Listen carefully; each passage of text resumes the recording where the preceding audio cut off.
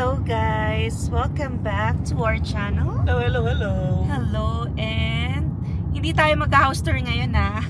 Wala tayong titingnang bahay or open house, pero pupunta tayo sa bahay ng isa sa mga subscribers natin na in-invite tayo for dinner. Ayan, pinaunlakan natin dahil tayo naman ay free ngayon. So, family casa. So, hindi pa namin nami-meet in person, minessage lang kami, and since free naman yung schedule namin, ay sabi namin, sige po, go, game kami dyan. Ayan, para din daw makita nila si Zion and makita ni Zion ang kanilang baby na si Sir Theodore. Ayan, excited na kami na ma-meet sila. And nandito nga pala kami sa southwest area. Magaganda ng mga bahay. So malalaki ang bahay dito, mga pangmayama. Oo nga. So malapit na kami, I think 3 minutes. Ito So, we will Tita, see. baka naman. So, Tita Nora and Tito Jun ang imimit natin. So, mga matatagal na yan dito sa Canada. 40 years na daw sila and very successful na ng kanilang mga anak. Ayan. So, I think isa sa mga malalaking bahay dito. Napakita natin. So, ito guys, ang mga kabahayan dito sa area na to. Ang gaganda. So, ang swerte talaga ng mga nauna dito sa Canada, no? Kasi ganito pa yung built ng house. Ay, pwede kaya natin ma-interview si Tita kung how much yung bili niya 40 years ago. Siyempre, no? Iba na yung market niyan. Pero tatanungin natin kung ano siya, kung pwede. Oo, we'll ask permission then. So, malapit na tayo. So, spring. Ano to? Sana naman ganyan ang bahay natin. Dream house. Diba, lalaki mga front garage. Mahal dito, diba? Pagka southwest. Southwest mahal dito. Ito siya. Okay. Ayan. Ito siguro yan. So, ito na pala. Number 38 sila, Tita. Ito yung bahay nila. Ang ganda. Yung dalawang kotse. So, may nakapark. Pwede ka siguro doon. Siguro, no? Oo, kasi kanila naman yun. Hindi, baka umalis siya. Doon na lang sa dati. Lalaki ng bahay. Ganda. Actually, dito pwede rin. Oo, dito wala namang garage. Oo. Parang alangan. Parang alangan. Para sure. Anong taon kaya ito binild, no? Kasi ganito yung mga construction dito. Ngayon kasi panay townhouses na kasi dumadami na yung population. Siyempre nagsisiksikan na yung mga tao. Pero isipin mo, no, after ilang, sabihin natin 20 years, magkano na kaya ang bahay nito, no? Grabe. Maganda talaga investment guys, real estate. Kaya dapat, pag bibili ng bahay, make sure na tama, at saka yung mafe-feel mo talaga na ito yung gusto mo. Kasi hindi pwede yung parang bibili ka na lang dahil may pera or kung swak sa budget. Tsaka may resale value. Kasi kung i-flip mo, lipat ka ng bigger house, yung dapat magandang location, tas madali siyang mapili. Ayan, baba muna tayo guys. Ang init dito ng tama ng sikat ang araw. Plus 10.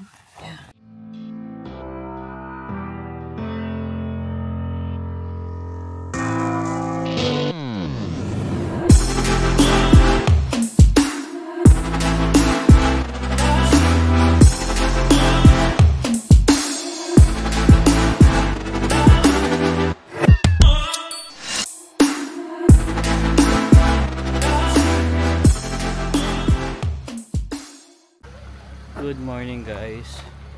Yan, hindi na kami nakapag-vlog kagabi. Galing dun sa pinuntahan naming subscribers natin. Wait, kwento namin sa inyo. Ayusin lang namin yung gamit. Hello, good morning again. Ayan, good morning na. Dahil hindi na tayo nakapag-vlog last night. And we just wanna thank yung Casas family, kay Tita Nora and Tito Jun. Yan sa pag-invite sa amin. Sobra-sobra kaming nag-enjoy.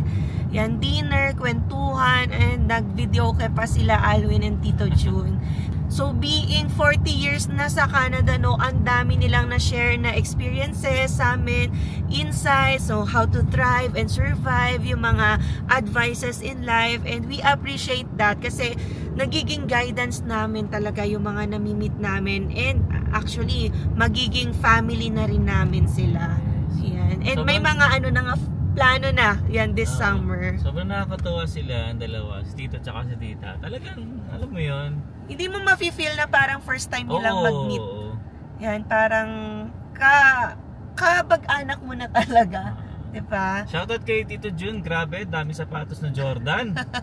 Ayan, pinakita nila pinakita sa amin dito ni tita yung ano mo yung collection mo dun sa ano nyo Ang dami Jordan. Oo. So, grabe. Sila, inspire na sana one day ay maabot din natin ang kanilang naabot. Pero hindi lang sila nagpakita. Although pwede natin i-show yung picture, hindi lang sila nagpa-video for privacy. Maybe next time daw yan, pag ready na sila. At kasi nagluto sa amin ng marami po tayo si tita. Kaya hindi na nakapag-prepare daw. Ayan. So, maybe next time, ayan, masasama na natin sa vlog kapag lumabas tayo by summer. So, see you po ulit, Tita Nora, Tito Jun, and buong Casas family. And si Sir Theodore, ayan, nag-enjoy din si Zion. Yan, makalaro si Sir Theodore ang kanilang dog. Ang itong asa na yun. Oo. So, anyway, ngayon ay papunta kami sa St. Albert the Great Parish. Tayo ay mag-aanak ng binyag. Ayan. So, anak yun ng aking kabatch sa UST. So, magkabarkada na rin kami sa Philippines pa lang. And, ayun nga, coincidentally, nandito rin siya sa Calgary. Nauna na siya dito. Very stable na sila dito ng kanyang husband. And yan, mabibisit natin sila ulit. And nakita kami, I think, last year or last year pa. Ayan, so, ngayon ay ang aming somehow reunion kasabay ng kanyang christening ng anak niya. And yung birthday na rin sabay na. So, yan, mag-enjoy din si Zion doon at children's party. So, kakain na naman kami mamaya. Grabe. Kagabi lang, balik tayo doon kay Tito Jun. Grabe, tsaka kay Tita. Ang daming food. Yan, pero napaka talaga thoughtful ni Tita kasi hinanda niya kung ano yung dapat kay Alvin, like cauliflower, yan pinatry niya para syempre less yung carbs or sugar sa kinakain ni Alvin. Tapos binigyan pa ng barley, yun. Tapos ano pa ba, yung hipon, at least diba na-prepare na naman ang hipon si Tita para kay Alvin. Nakalima akong hipon. Wow, bilang hindi, medyo nahiya kasi ako. Nako guys, may balot pa yan. Ay, hindi ako nagbalot, si Tita nagbalot.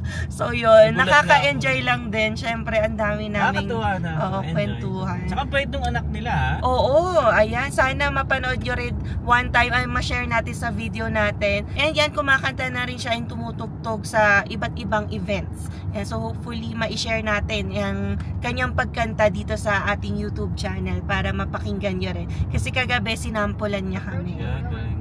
Ganda ng boses. Basta Tita and Tito, sobrang maraming salamat po sa inyo lahat. Yes. Grabe yung pag-welcome nila sa amin. So super na-appreciate namin. Oo, nakakatuwa talaga. Yeah. Especially yung kwentuhan, yun yung masaya dun eh.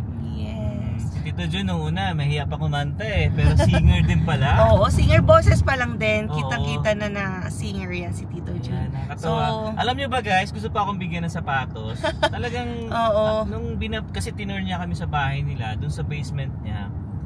Grabe, sobrang dami ng sapatos na ipang re-regalo niya raw or pasalubong niya sa Pilipinas pag umuwi siya. Masarap daw kasi talaga magbigay. Tapos sabi niya kung gusto ko nga daw. Sabi ko, siyempre hindi naman dahil marami na rin naman tayong sapatos. Oo, nakakahiya din naman. Oo naman, first time. Pag mga pangalawang Tita, punta. Punta, mamamalekta na si Alvin. Nahiya pa ako nung una Joke lang po yan. Yan. So anyway, biyahe na po muna tayo and pakita natin ang ating birthday party celebration mamaya. Ayan guys, kakatapos lang ng binyag. Ang dami namin kasabay din. So I think mga 8 babies yung bininyagan today. And now we're heading sa Mackenzie Town Hall. So doon gaganapin yung, I think, lunch o yung parang reception. And malapit lang yun dito kasi dito yung St. Albert the Great Parish. So, nakakatuwa na yan, makita mo yung mga circle of friends din ng friend mo na mga established dito, tas mga Pinoy. And yung friend ko kasi na yun, nurse yun. Kaya, ayan, makikita natin ang kanilang circle. So, ayun guys, hindi lang kami nakapag-video doon. Siyempre, solemn yung baptism. Pero may mga pictures naman tayo na nakuha. So, yan ang ating ganap ngayon. Yan, isa na tayong ninang dito sa Canada. First time nating nagninang. And I think marami pang susunod. Siyempre kasi ito ay aking friend talaga sa Philippines. Kaya usapan na namin yan dati pa. Actually last year niya pa ako kinausap. And very excited din kami talaga sa gaganapin na to. And ito na agad, yung Mackenzie Town Hall. Ayan, no? Ang ganda rin ng area talaga ng Mackenzie kasi ano, no, ang daming amenities. Ayan, at tas ang daming makikita, ang daming pwedeng puntahan. Actually, malapit dito guys yung bahay na chinek natin. Yan, nagpaparamdam ang Mackenzie. Dito na tayo sa Mackenzie Town Hall. Copyright lang kapag matagal.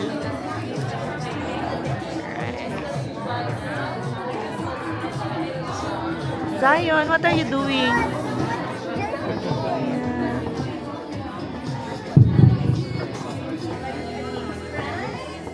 Finish mo muna ito lahat bago ka mag-change. One muna yan. Finish mo muna lahat.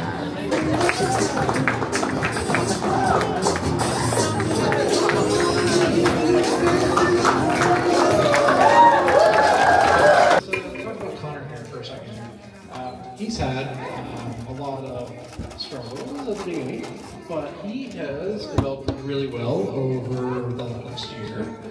You are surrounded by lots of love from your family and all of our friends. We will always look after you and take care of you. And for you, I will nothing but the best, and to grow nice and big and strong. Wow, ganda naman yan. Ginawa siya ng balloon na dinosaur daw. Meron magmamagic kasi dun guys. Ayan. Yung puti. Di ba ka-balloon tasting lang yan? Yung nag-aano siya. Hindi, may mga ano siya eh. May magic. Oo, magmamagic siya. Mamaya. Zion, did you say thank you? Yeah. Tig-iisa sila ng balloon. Tapos iba-ibang characters. Yeah. Sobrang nabusog na naman ako guys. Patay na naman yung diet ko. Kailangan mo mga 2 oras mag-treadmill. Yun na nga. Bawi na tayo ulit mamaya. Just with my fingers, I'm gonna grab a little bit of stuff out of the air. And the only problem is, you see anything? Yeah, no? There's something right there. Okay? I'm gonna put that on my hand even if you can't see it. And I'm gonna keep reaching out, I'm gonna keep grabbing stuff. I found out if you put a whole bunch in your hand, it actually makes it easier to see. Yeah, you can see it now, can't you? Right? The weird thing is though, if you put it back in your hand and you wiggle your thumb like that, it makes it hard to see again. Right? Actually, it didn't go too far. It flew through the air. Let me check. Bilis ng kamay. Yeah, jumped right inside my pocket. Oh, thank you. So, your job, you gotta protect the money. Don't let anyone steal the money. Alright? Guess what you get to do? You're gonna do the magic part. Yeah, do you know how to do magic? Well, that's okay, I can teach you. Alright? To do your magic, we're gonna need this little handkerchief. And April, we're gonna need 2 of those coins. You wanna reach in there and grab 2 coins for me? And you just put them right here. That is 2, perfect. Okay, so those 2 are going under the handkerchief. You're gonna hang under those right there, young man. In a minute, you're gonna do a trick with those, but not just yet. Before we do a trick with those, we gotta see how many coins are in that bucket. So, I'm gonna grab the bucket. I'll pour those in your hands. Okay? And all you gotta do, count them back in the bucket for us. No, the bucket. Yeah, no, count them in here. There you go.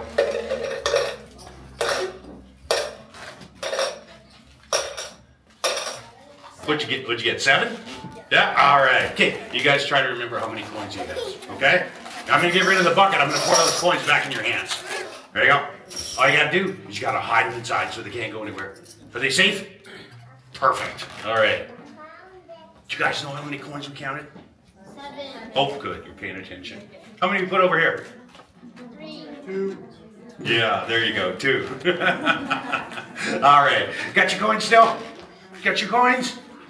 Okay, you gotta hold yourself like this. You're gonna do the magic part. Keep your hand out there. You have to stare at it. Are you staring? Keep staring. Okay, now you have to say go. Go. Go. God. Ow! What happened to your coins? It's gone. It's gone? Where did it go? You think they went back there? Oh, did you feel anything go back in your hands? No? Hey, but if they went in your hands, you'd have more than 7, right? I think I have more than 7 or something. Does it feel heavier? Let's count.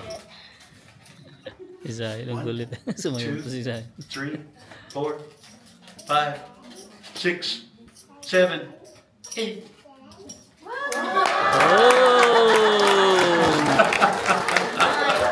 Yeah! How'd you get those?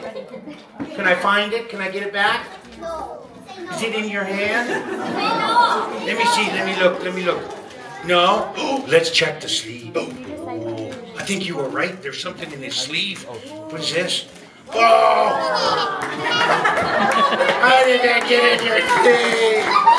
Thank you for finding it.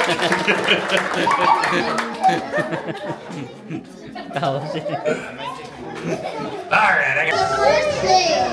Alright, what's your name, baby boy? Zion. Next thing. Okay, so you know what to do, Zion? Yes, so you have to say it's louder and longer, okay? Louder, louder. Ready? Get set. Go!